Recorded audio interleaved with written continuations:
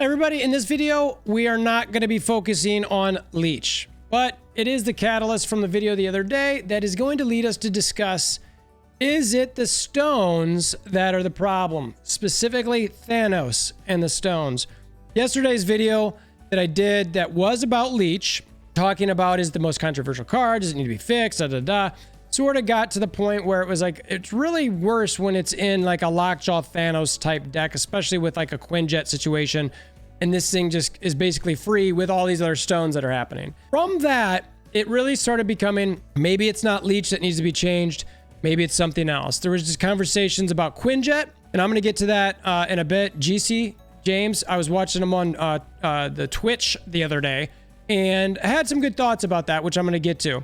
And then also changing Lockjaw. I think ultimately changing these two doesn't make sense because these two are cards that are used in other decks, and they should be almost to the point where you can make decks based on these two cards, like by themselves. You can make ramp decks or like Lockjaw decks and all these sort of things. So for that reason, I wouldn't want to adjust that just because of the big bad mighty Thanos. Right now, the problem is that you're hearing a lot of people talk about the meta. It's stale. This guy being overpowered. Everybody's playing it.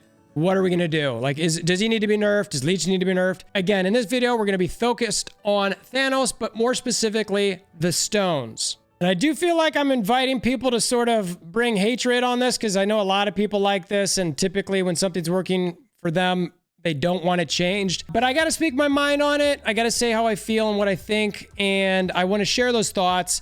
And I want to encourage feedback from everyone else so that we can maybe see if there is an adjustment. Maybe it's everything's fine, don't change anything.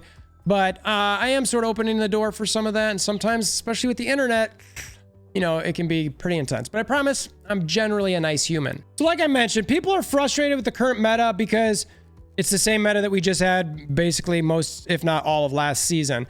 We're starting this new season. We got Nimrod, and everyone wants to play with him. He definitely has some fun aspects to him. I think Destroyer is the obvious one that I'm seeing some, and it's pretty good. But you're still seeing a lot of Shuri and Thanos.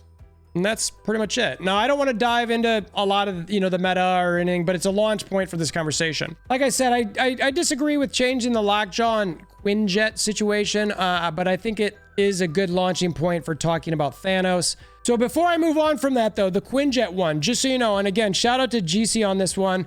I hope I'm saying his name right there. I heard D-Money say it, and I think they met in real life, so I'm assuming that's right. Apologies if not. So full credit to him on this concept.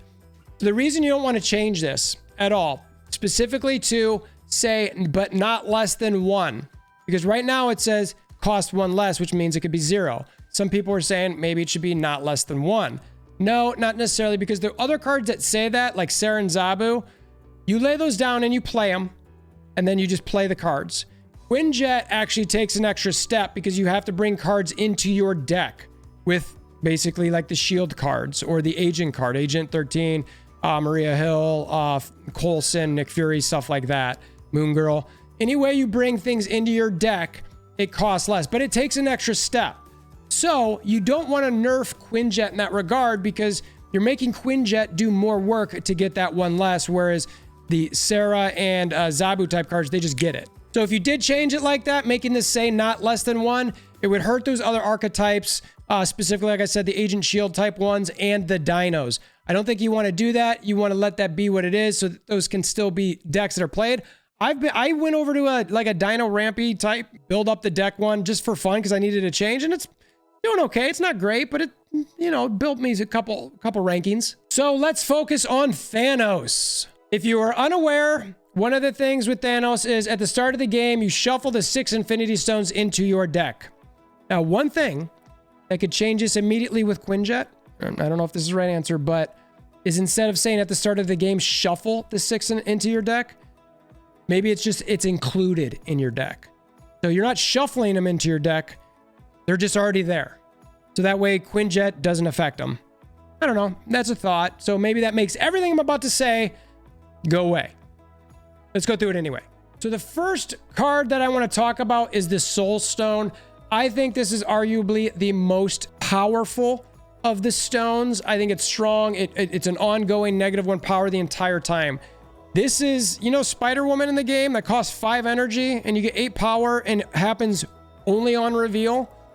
That's what the Soul Stone is, but for 1 energy.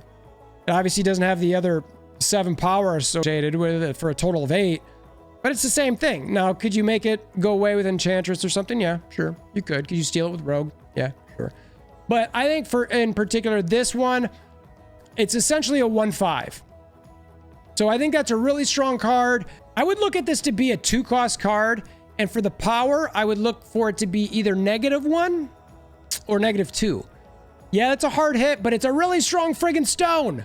I think this stone in particular, you should look at that because, like I said, I think it's arguably the most powerful.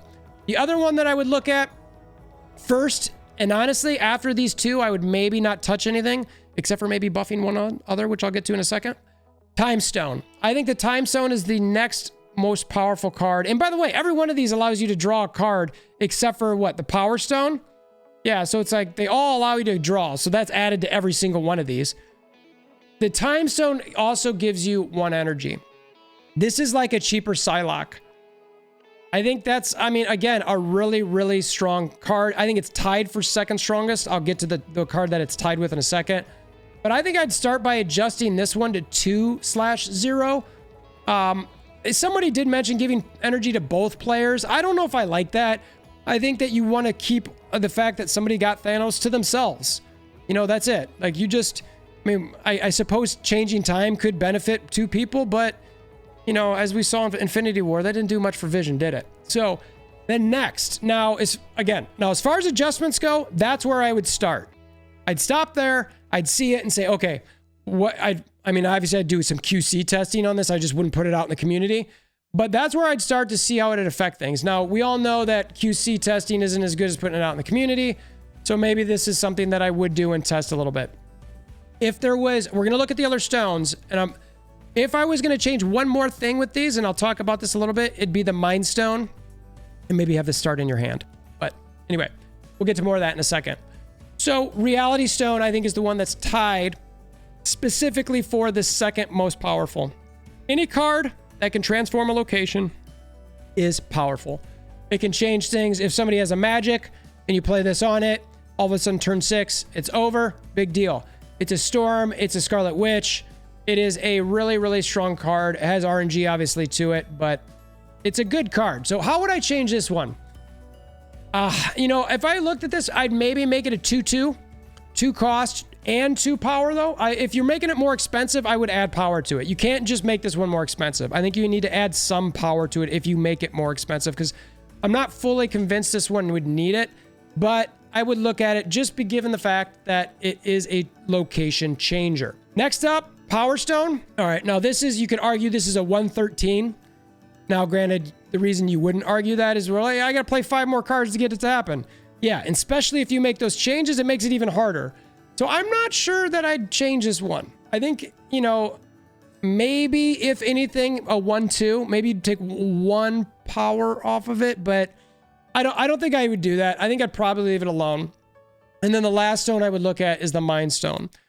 Again, I wouldn't touch this unless the nerfs seem to be too much. If the nerfs were too much, then what I would do is I would make the stone guaranteed to start in your hand first turn 100% of the time, just like Quicksilver. You always get this stone right away, and it then makes it so that you get 2 stones right after that. Now, depending if you change their power, depends what you can play. So turn 2, what could it be? You know, if it's like, well, you should get something that you could play no matter what, because the highest cost I think I've said is 2. So you should be able to play at least 1 other stone, whatever it is. Or if you don't want to play one of your 2 stones, maybe you put Quinjet out there. All right, fine. You decide, you do what you want to do. Maybe it's Quinjet and a stone on turn 2. All right, I think all of that's pretty strong. And I still think you've got a setup that you could ramp up for turns 3, 4, and 5. So those are the changes that I would make to the stones offhand. And like I was sort of alluding to, you know, essentially turn 1, you're playing Mind Stone. Turn 2, you're ideally maybe playing Soul Stone, Time Stone, maybe depending if you want to save your energy for later, maybe Reality. Worst case, like I said, you play Power and maybe Quinjet. That's like, and that's not a bad worst case scenario. Those aren't bad cards. Turn 3, you can Lockjaw or another stone and Quinjet if you're not wanting to Lockjaw. And then at turn 4, again, if you hadn't played Lockjaw at this point, maybe you're playing that, another stone. But worst case scenario, you're playing 2 2-cost stones.